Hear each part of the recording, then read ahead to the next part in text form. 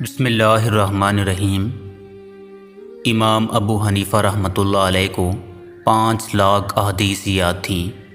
ایک دن انہوں نے اپنے بیٹے حماد کو نصیحت کرتے ہوئے فرمایا کہ بیٹے، میں آپ کو 5 لاکھ احادیث کا نچوڑ صرف 5 احادیث میں بیان کر رہا ہوں۔ نمبر 1، نبی کریم صلی اللہ علیہ وآلہ وسلم نے فرمایا، اعمال کا دار و مدار نیتوں پر ہے، اور انسان کے لیے وہی ہے جس کی اس نے نیت کی ہو۔ نمبر 2، نبی کریم صلی اللہ علیہ وآلہ وسلم نے فرمایا، انسان کے اسلام کی خوبی یہ ہے کہ لا یعنی فضول چیزوں کو ترک کر دے۔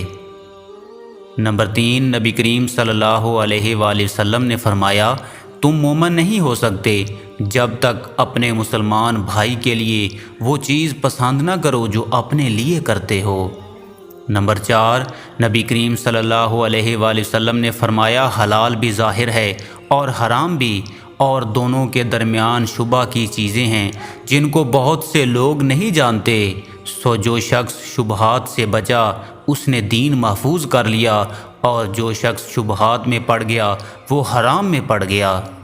جیسا کہ چرواہا اپنا ریوڑ کسی کھیت کی باڑ کے پاس لے جائے گا تو عنقریب ایسا ہوگا کہ اس کا ریوڑ کھیت میں بھی چرنے لگے گا۔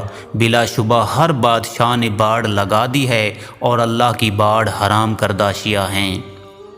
نمبر 5، نبی کریم صلی اللہ علیہ وآلہ وسلم نے فرمایا، کامل مسلمان وہ ہے جس کے ہاتھ اور زبان سے کسی مسلمان کو تکلیف نہ پہنچے۔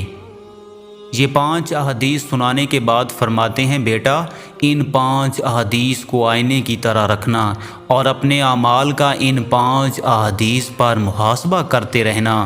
یہ 5 احادیث ان 5 لاکھ احادیث کا نچوڑ ہیں جو مجھے یاد ہیں۔